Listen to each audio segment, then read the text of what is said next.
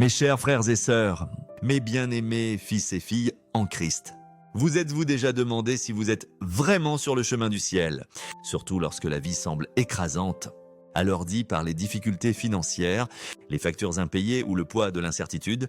Ce message est pour vous. Imaginez rendre votre dernier souffle aujourd'hui, maintenant, et vous tenir devant Dieu, créateur de l'univers, alors qu'il déclare votre destinée éternelle.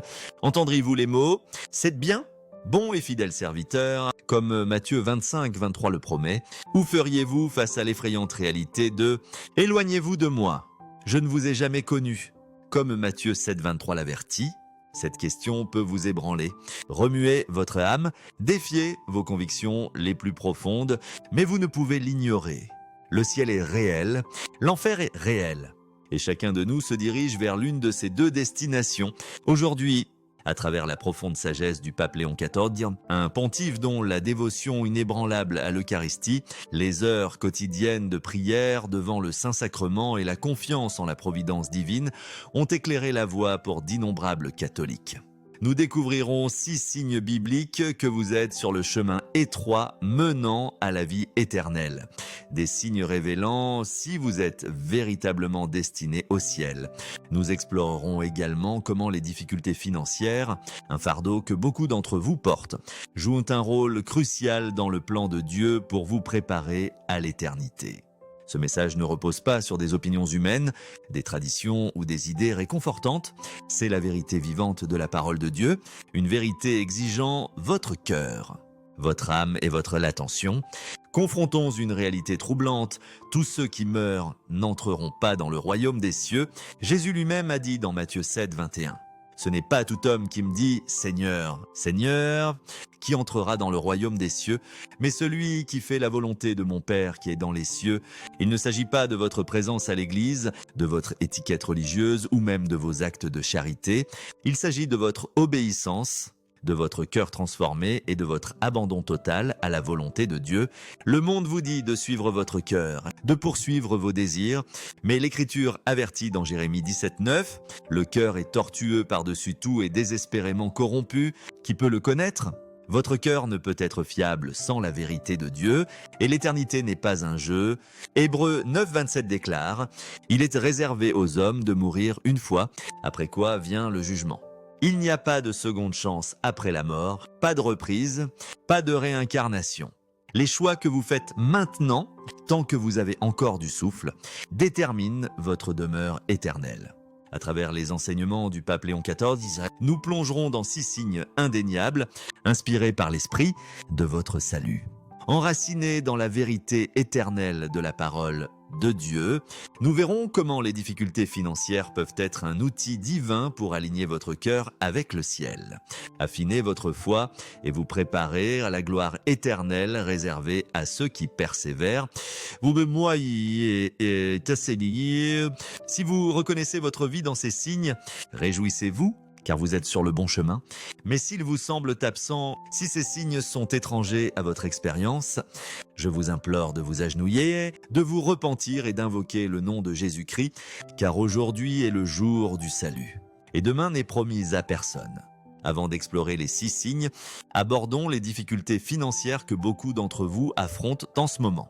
Avez-vous déjà passé des nuits blanches, vous demandant comment payer le loyer, ou ressenti l'aiguillon de l'envie en voyant d'autres prospérer, alors que vous peinez à subvenir aux besoins essentiels? Avez-vous questionné pourquoi, malgré vos prières, votre foi et votre amour pour Dieu? Vous luttez contre les dettes, les opportunités limitées ou le stress constant de joindre les deux bouts. Vous pourriez vous sentir isolé, comme si vous étiez le seul à affronter ces défis, mais vous ne l'êtes pas. D'innombrables catholiques fidèles ont parcouru ce chemin avant vous, et Dieu a un dessein dans tout cela. Le pape Léon XIV enseignait que les épreuves financières ne sont pas un signe de l'absence ou du mécontentement de Dieu, elles font partie de son plan divin pour vous rapprocher de lui. Affinez votre caractère et vous préparez aux trésors éternels du ciel. Lors d'une homélie sur la fête de Saint Joseph, patron des travailleurs, il déclara « Dieu permet les difficultés financières non pour vous nuire, mais pour vous façonner en la personne qu'il a besoin que vous soyez. Elles sont une épreuve de votre confiance, un appel à dépendre de lui plutôt que de la sécurité éphémère des richesses matérielles, et un rappel de fixer vos yeux sur les richesses éternelles de son royaume, non sur les trésors temporaires de ce monde. » Pensez à la veuve dans 2 Rois 4, 1, 7.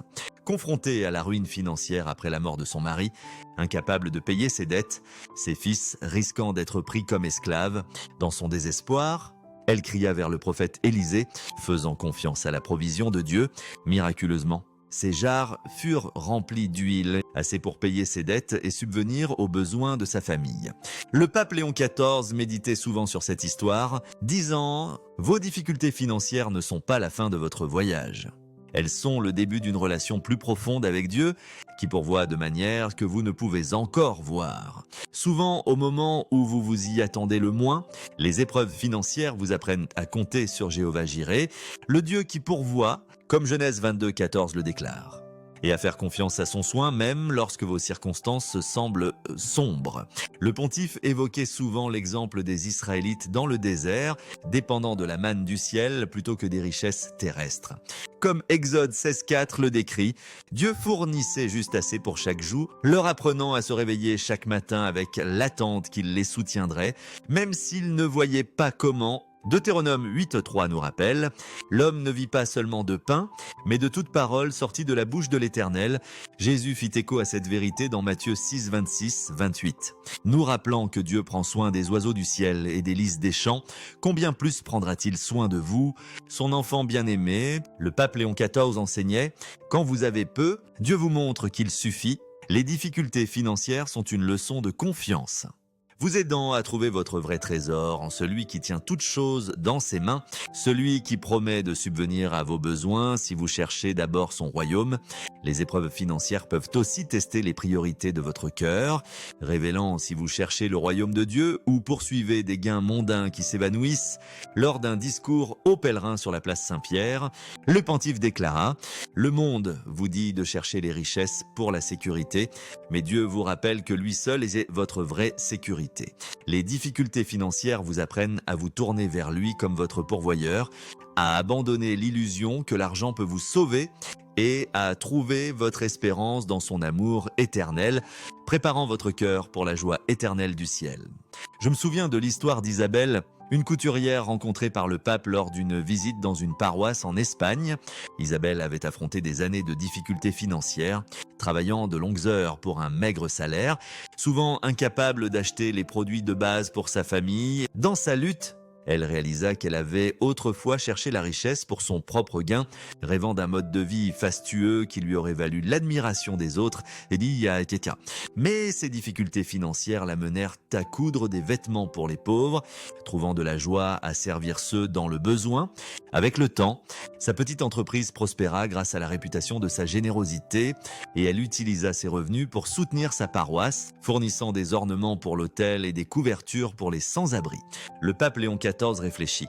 Ses difficultés financières ont testé son cœur, s'assurant que lorsque l'abondance viendrait, elle servirait le dessein de Dieu, non les siennes, et sa vie devint un témoignage de la joie de vivre pour les autres, une joie alignée sur les valeurs éternelles du ciel. Les épreuves financières peuvent aussi être une forme de résistance spirituelle, comme le pontife l'enseignait souvent. Lors d'une homélie sur la fête de Saint Michel Archange, il dit « Certains d'entre vous affrontent des difficultés financières, non parce que vous avez échoué, mais parce que l'ennemi cherche à entraver l'œuvre que Dieu a prévue pour vous. Sachant l'impact que vous pouvez avoir pour son royaume en cheminant vers le ciel, Éphésiens 6,12 nous rappelle « Nous ne luttons pas contre la chair et le sang, mais contre les dominations, contre les autorités, contre les puissances cosmiques de ce monde de ténèbres. Le diable sait que si vous obtenez une stabilité financière, vous pourriez l'utiliser pour soutenir votre Église. Aider autrui ou répandre l'amour de Dieu, peut-être en finançant un ministère, en soutenant un missionnaire ou en pourvoyant aux pauvres. Ainsi, il tente de bloquer vos ressources, créant des obstacles pour vous décourager. Le pape Léon XIV encourageait les fidèles à voir les difficultés financières comme un signe de leur importance dans le plan de Dieu, non comme une marque d'échec, mais un appel à persévérer dans la foi, gardant les yeux fixés sur la récompense éternelle du ciel. Plongeons maintenant au cœur de ce message, les 6 signes bibliques que vous êtes sur le chemin du ciel, des marqueurs soulignés par le pape Léon XIV comme ceux d'une âme destinée à la vie éternelle. Révélant si votre cœur est aligné sur la volonté de Dieu, même lorsque vous naviguez dans les épreuves de ce monde, y compris les difficultés financières. Le premier signe est que vous avez véritablement accepté Jésus-Christ comme votre Seigneur et Sauveur. Jean 14,6, c'est limpide. Jésus a dit « Je suis le chemin, la vérité et la vie. Nul ne vient au Père que par moi. Il n'y a pas d'autre voie vers le ciel, ni en étant une bonne personne, ni en assistant à la messe chaque dimanche, ni en donnant à la charité, ni en suivant des traditions religieuses, uniquement par une relation personnelle et transformatrice avec Jésus-Christ. » Le pape Léon XIV, lors d'un discours aux séminaristes à Rome, déclara « Le vrai salut n'est pas un rituel que vous accomplissez, c'est une transformation que vous vivez. C'est le moment où l'Esprit Saint entre dans votre âme, brise les chaînes du péché et fait de vous une nouvelle création en Christ, vous mettant sur le chemin de la vie éternelle. Vous êtes-vous véritablement abandonné à lui ? Romains 10,9 déclare « Si tu confesses de ta bouche que Jésus est Seigneur et crois dans ton cœur que Dieu l'a ressuscité d'entre les morts, tu seras sauvé.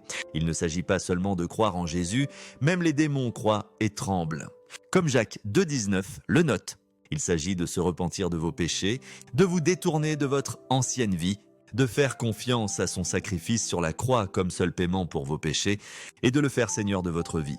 Celui qui guide chaque décision, chaque pensée, chaque action. À Lisbonne, j'ai rencontré Elena, une femme pensant être sauvée car élevée dans une famille catholique, baptisée bébé et assistant régulièrement à la messe, mais sa vie restait inchangée, pleine d'orgueil, de matérialisme et d'un amour pour le monde, ne laissant aucune place au Christ.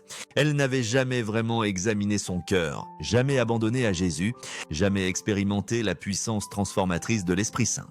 Après avoir entendu les paroles du pape Léon XIV sur la nécessité de naître de nouveau, elle s'agenouilla lors de la confession, pleurant en abandonnant sa vie à Christ pour la première fois.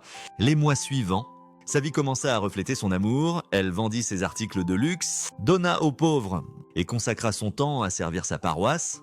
Trouvant une paix inconnue, si vous avez véritablement accepté Jésus comme votre Seigneur et Sauveur, c'est la plus grande assurance du ciel.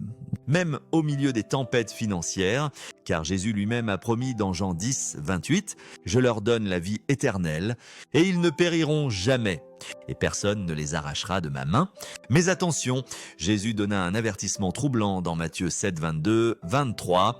Ce jour-là, beaucoup me diront « Seigneur, Seigneur !» N'avons-nous pas prophétisé en ton nom, chassé des démons en ton nom et fait de nombreux miracles en ton nom? Et je leur dirai, je ne vous ai jamais connus. Éloignez-vous de moi, vous qui pratiquez l'iniquité. Ce sont des gens qui pensaient être sauvés, qui faisaient des choses religieuses au nom de Jésus, mais qui ne le connaissaient jamais vraiment. Ils avaient une religion, mais pas une relation.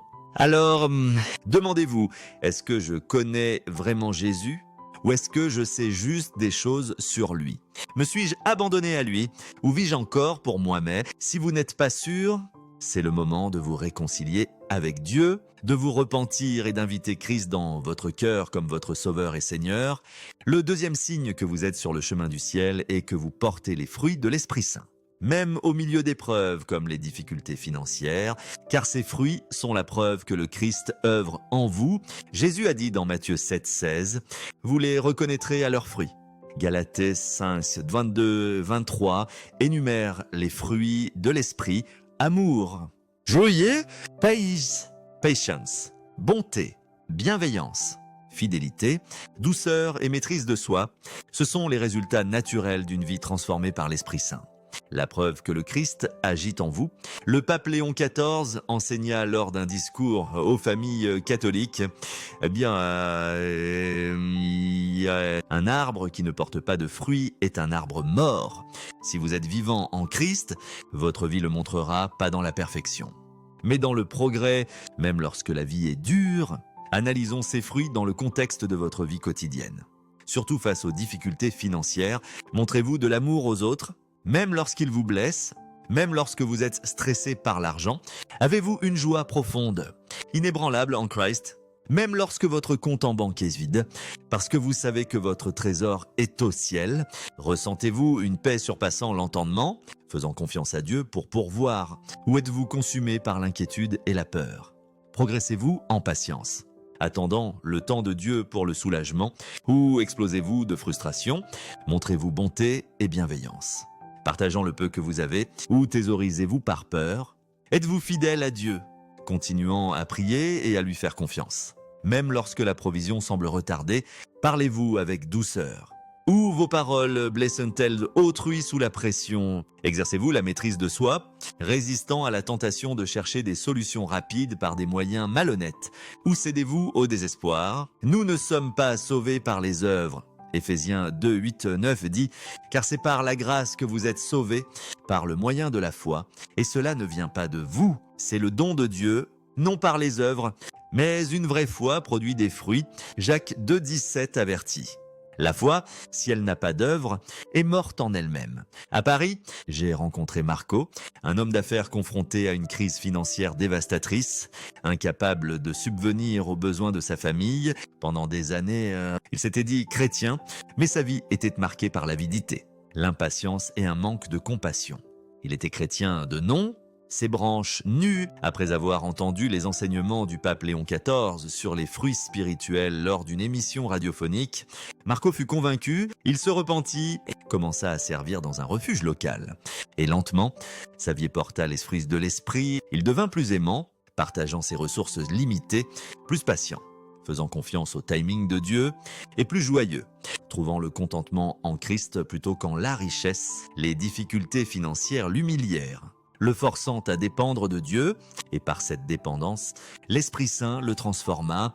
La fécondité n'est pas facultative, c'est la preuve d'une foi vivante, un signe que vous êtes sur le chemin du ciel.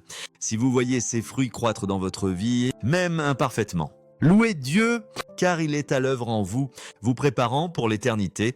Le troisième signe que vous êtes sur le chemin du ciel est que vous obéissez aux commandements de Dieu avec joie, même face à des épreuves comme les difficultés financières, car votre obéissance découle de l'amour, non de l'obligation.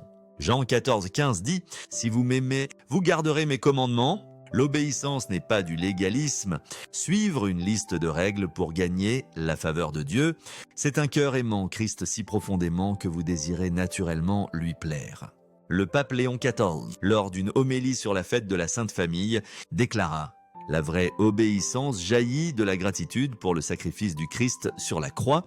Ce n'est pas un fardeau, mais une joie. Même lorsque le monde vous tente au désespoir, même lorsque les épreuves financières rendent l'obéissance coûteuse. Les difficultés financières testent souvent votre obéissance de manière pratique et tangible. Faites-vous assez confiance à Dieu pour donner la dîme, même lorsque l'argent est rare, croyant qu'il pourvoira, comme il le promet dans Malachie 3.10, apportez toute la dîme au trésor. Et voyez, si je n'ouvre pas pour vous les écluses des cieux, honorez-vous Dieu par vos choix, même lorsque personne ne regarde. Choisissant l'honnêteté plutôt que la tromperie, même si cela signifie perdre un emploi ou une opportunité financière, obéissez-vous à son commandement de prendre soin des pauvres, partageant le peu que vous avez, même lorsque vous craignez de ne pas avoir assez pour vous-même. Uno Jean 2 et 4 avertit. Nous savons que nous l'avons connu si nous gardons ses commandements. Celui qui dit « je le connais » et ne garde pas ses commandements est un menteur et la vérité n'est pas en lui. L'obéissance n'est pas la perfection, c'est la direction. Progressez-vous dans votre désir d'obéir à Dieu, même lorsque c'est difficile. À Rome, j'ai rencontré Antonio, un homme conseillé par le pape Léon XIV lors d'une audience privée au Vatican. Antonio avait lutté financièrement pendant des années, souvent incapable d'acheter les nécessités pour sa famille, vivant de salaire en salaire sans épargne. Malgré son manque, il se sentit convaincu de donner la dîme, offrant à sa paroisse ne serait-ce que quelques pièces chaque semaine. Il obéit aussi à l'appel de Dieu à être honnête dans ses petites affaires, refusant de couper les coins ronds, même si cela signifiait perdre des clients au profit de concurrents moins scrupuleux. Par ses petits actes d'obéissance, il développa un esprit de gratitude et de responsabilité, faisant confiance à Dieu pour pourvoir. Lorsqu'il reçut plus tard une promotion doublant son revenu, il utilisa ses gains accrus pour soutenir un orphelinat local, fournissant nourriture, vêtements et fournitures éducatives aux enfants. Le pape Léon XIV note: ses difficultés financières ont testé son obéissance, s'assurant que lorsque l'abondance viendrait, elle servirait la gloire de Dieu, non la sienne, et sa vie devint un témoignage de la joie d'obéir à Dieu. Une joie alignée sur les valeurs éternelles du ciel. Si vous obéissez à Dieu avec joie, même dans l'adversité, c'est un puissant signe que vous marchez sur le chemin de la vie éternelle. Le quatrième signe que vous êtes sur le chemin du ciel est que vous aimez les autres profondément et sans égoïsme, même au milieu du manque financier. Car l'amour est le fondement du salut. 1 Jean 4, 7, 8 déclare: « Quiconque aime est né de Dieu et connaît Dieu. Celui qui n'aime pas n'a pas connu Dieu, car Dieu est amour. » Jésus lui-même enseigna dans Matthieu 22, 37, 39 : « Tu aimeras le Seigneur ton Dieu de tout ton cœur, de toute ton âme et de toute ta pensée, et tu aimeras ton prochain comme toi-même. » L'amour n'est pas une option pour un chrétien, c'est un commandement. Une marque d'un vrai salut, le pape Léon XIV souligna lors d'une homélie sur la fête du Sacré-Cœur: « L'amour est le fondement d'une vie destinée au ciel. Dans les difficultés financières, votre amour est testé. Donnez-vous généreusement, même avec peu. Pardonnez-vous, même lorsqu'on vous a fait du tort. Montrez-vous de la bonté, même en luttant. Le véritable amour chrétien. » Décrit dans 1 Corinthiens 13, 4. Et patient, êtes-vous patient avec les gens difficiles, même stressés par l'argent. Il est bon, traitez-vous les autres avec bonté, même s'ils ne le méritent pas. Il n'est pas envieux, célébrez-vous les bénédictions des autres, Bidi. Ou ressentez-vous de la jalousie lorsqu'ils prospèrent pendant que vous luttez. Ils ne gardent pas trace des torts. Pardonnez-vous ceux qui vous blessent. Ou gardez-vous des rancunes, laissant l'amertume s'enraciner. Jésus alla plus loin dans Luc 6, 27, 28, disant: « Aimez vos ennemis, faites du bien à ceux qui vous haïssent, bénissez ceux qui vous maudissent. » Priez pour ceux qui vous maltraitent. Aimez ceux qui vous aiment en retour est facile. Mais aimez vos ennemis, ceux qui vous trahissent. Se moquent de vous ou profitent de vous, c'est le genre d'amour prouvant que vous suivez le Christ. À Madrid, j'ai rencontré Sofia, une femme conseillée par le pape Léon XIV après qu'elle eut sollicité son aide lors d'une audience générale.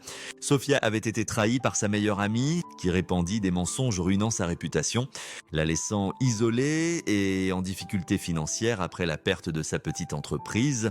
Pendant des années, Sofia garda de la colère, refusant de pardonner, son cœur devenant froid et amer. Mais après avoir entendu le pape parler de la nécessité de l'amour et du pardon pour le salut, elle alla à la confession, pardonna à son ami et tendit même la main pour se réconcilier, lui offrant un petit cadeau de ses ressources limitées. Cet acte d'amour et de pardon libéra son âme, restaura sa paix et la rapprocha de Dieu. Le pape Léon XIV réfléchit. Ses difficultés financières et sa trahison ont testé son amour, mais son obéissance au commandement du Christ d'aimer son ennemi prouva que son cœur était aligné sur le ciel. Jean 13 et 35 dit: « À ceux-ci tous reconnaîtront que vous êtes mes disciples, si vous avez de l'amour les uns pour les autres, si vous aimez les autres sans égoïsme, même avec peu à donner, même lorsque c'est difficile, vous marchez sur le chemin de la vie éternelle. Le cinquième signe que vous êtes sur le chemin du ciel est que vous endurez les épreuves et les persécutions pour le Christ, y compris les difficultés financières, avec joie, car souffrir pour le Christ prouve l'authenticité de votre foi et vous unit à sa croix. » 2 Timothée 3,12 déclare: « Tous ceux qui veulent vivre pieusement en Jésus-Christ seront persécutés. » Notez que Paul ne dit pas certains ou peut-être il dit tous. Si vous vivez pour le Christ, vous ferez face à l'opposition, qu'il s'agisse de moqueries pour votre foi, de rejet par des amis ou de la famille, ou même de difficultés financières testant votre confiance en Dieu. Le pape Léon XIV enseigna lors d'une homélie sur la fête de Saint-Étienne: « Première martyre, les épreuves comme les difficultés financières ne sont pas un signe de la défaveur de Dieu, elles prouvent l'authenticité de votre foi. Un vrai disciple se réjouit dans la souffrance, sachant qu'elle l'unit à la souffrance de son Sauveur et le prépare pour la gloire du ciel. Jésus lui-même dit dans Matthieu 5, 10, 12 « Heureux ceux qui sont persécutés pour la justice, car le royaume des cieux est à eux. Heureux êtes-vous lorsqu'on vous insulte, qu'on vous persécute et qu'on dit faussement toutes sortes de mal contre vous à cause de moi. Réjouissez-vous et soyez dans l'allégresse, car votre récompense sera grande dans les cieux. » Notez que Jésus ne dit pas que le royaume pourrait être ou pourrait leur appartenir. Il dit « est ». La persécution pour la justice est une marque définitive d'une âme destinée au ciel. Les difficultés financières peuvent être une forme de persécution, surtout lorsqu'elles résultent de votre foi. Peut-être avez-vous perdu un emploi pour avoir refusé de compromettre vos valeurs, ou faites-vous face à des revers parce que vous priorisez Dieu sur le gain mondain. Jacques 1, 2, 4 dit « Mes frères, regardez comme un sujet de joie complète les diverses épreuves que vous pouvez rencontrer, sachant que l'épreuve de votre foi produit la patience, que la patience achève son œuvre, afin que vous soyez parfaits et accomplis. » Ne manquant de rien, les épreuves affinent votre foi, vous apprenant à faire plus confiance à Dieu, vous faisant grandir en patience, humilité et endurance, vous rapprochant du Christ en dépendant de lui. Non de vous-même, à Kiev. J'ai rencontré Petro, un jeune homme envoyé par le pape Léon XIV pour transmettre un message d'espérance dans une région troublée. Petro avait été déshérité par sa famille pour s'être converti au catholicisme d'une autre tradition. Il perdit son héritage, sa maison et sa communauté, et affronta des difficultés financières, souvent incapable d'acheter de la nourriture ou un abri. Pourtant, son visage rayonnait de joie. Il me dit: chaque larme versée en vaut la peine. Car j'ai le Christ et il est ma joie. Je sais que ma souffrance est temporaire, mais le ciel est pour toujours. Cette joie dans la souffrance, cette foi inébranlable face à la persécution, est un signe d'une âme appartenant au ciel.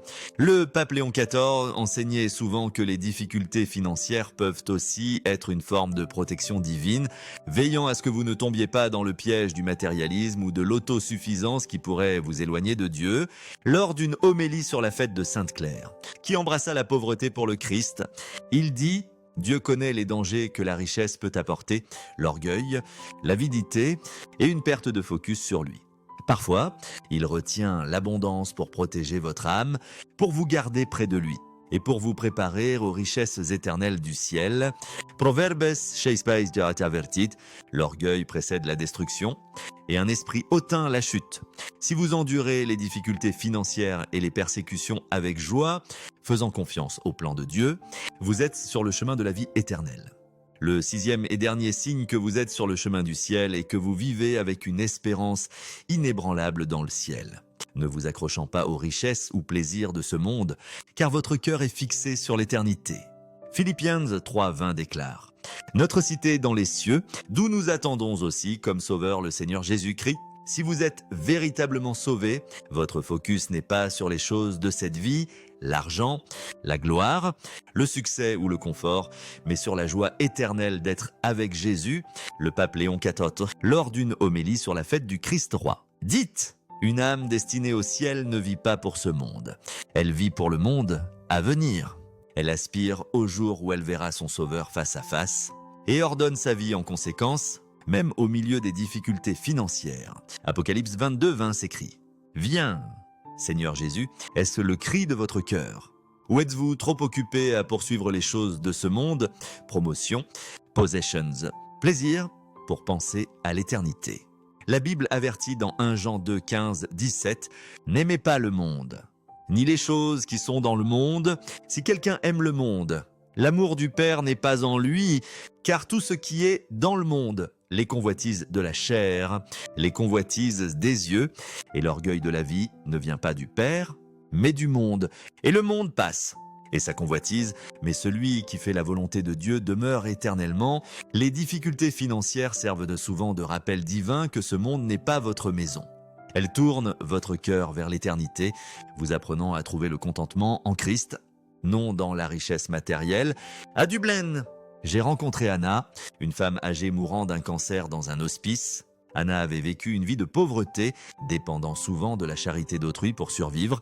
Pourtant, son visage rayonnait d'une paix surpassant l'entendement. Elle me dit « Je n'ai jamais eu grand-chose dans ce monde. Mais j'ai Jésus, et cela suffit, j'ai hâte de voir son visage. » Chaque jour, je prie pour son retour et je vis prête à le rencontrer. Ce désir d'éternité, cette préparation au retour du Christ, est un signe sûr d'une âme destinée au ciel. Le pape Léon XIV partageait souvent l'histoire d'un missionnaire nommé le père Giuseppe, rencontré lors d'une visite dans un village reculé d'Afrique. Le père Giuseppe avait passé 40 ans à servir les pauvres, prêchant l'évangile et construisant des écoles, souvent confronté à la persécution, aux difficultés financières et à l'isolement. Lorsqu'il revint en Italie, il arriva dans le même avion qu'un acteur célèbre, accueilli par des foules, des caméras et des applaudissements, tandis que personne ne remarqua Giuseppe. Il descendit de l'avion seul. Et avec des larmes dans les yeux, il pria « Seigneur, j'ai donné ma vie pour toi, et personne n'est là pour m'accueillir. » À cet instant, il sentit l'esprit murmurer « Mon fils, tu n'es pas encore chez toi. Bien-aimé, ce monde n'est pas notre maison. Notre véritable accueil nous attend dans l'éternité, où les anges se réjouiront et le roi se lèvera pour nous recevoir. Si vous vivez les yeux fixés sur le ciel, non sur les richesses éphémères de ce monde, vous êtes sur le chemin de la vie éternelle. » Récapitulons les 6 signes que vous êtes sur le chemin du ciel. Premièrement, vous avez véritablement accepté Jésus-Christ comme votre Seigneur et Sauveur, vous abandonnant à lui dans une relation transformatrice. Deuxièmement, vous portez les fruits de l'Esprit Saint. Amour, joie, patience, bonté, bienveillance, fidélité, douceur, maîtrise de soi, visible dans votre vie, même dans les épreuves. Troisièmement, vous obéissez aux commandements de Dieu avec joie, non par obligation, mais par amour, même lorsque les difficultés financières testent votre foi. Quatrièmement, vous aimez les autres profondément et sans égoïsme, donnant généreusement et pardonnant librement, même avec peu. Cinquièmement, vous endurez les épreuves et les persécutions, y compris les difficultés financières, avec joie, sachant qu'elles vous unissent au Christ et vous préparent pour le ciel. Et sixièmement, vous vivez avec une espérance inébranlable dans le ciel, aspirant au retour du Christ et priorisant les choses éternelles sur les plaisirs mondains. Si ces signes sont présents dans votre vie, pas parfaitement, mais authentiquement, alors réjouissez-vous, car vous marchez sur le chemin étroit menant à la vie éternelle. Mais s'ils sont absents, si votre cœur est froid, indifférent ou loin de Dieu, je vous implore avec toute l'urgence de l'éternité, ne tardez pas. Aujourd'hui est le jour du salut. 2 Corinthiens 6, Dieu dit « Voici maintenant le temps favorable, voici maintenant le jour du salut. » Ne perdez pas un instant, agenouillez-vous maintenant et priez cette prière de tout votre cœur.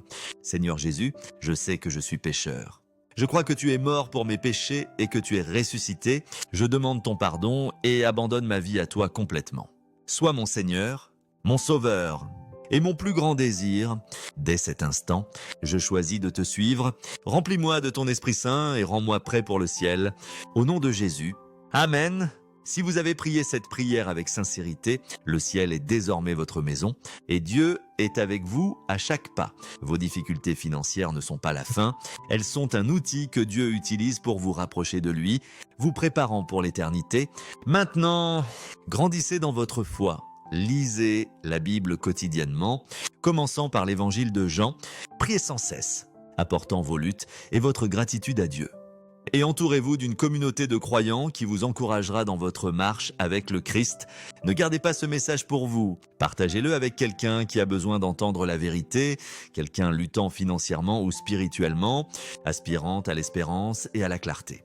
Si ce message a touché votre cœur, écrivez « Je suis prêt pour le ciel » dans les commentaires et célébrons ensemble l'assurance de votre salut. Jésus revient et l'éternité est en jeu. La question est, êtes-vous prêt ? Vivez prêt, mourez prêt, et que votre vie soit un témoignage de l'espérance du ciel, que l'intercession du pape Léon XIV vous guide et que Dieu prépare votre âme pour la joie éternelle qui vous attend en sa présence. Amen.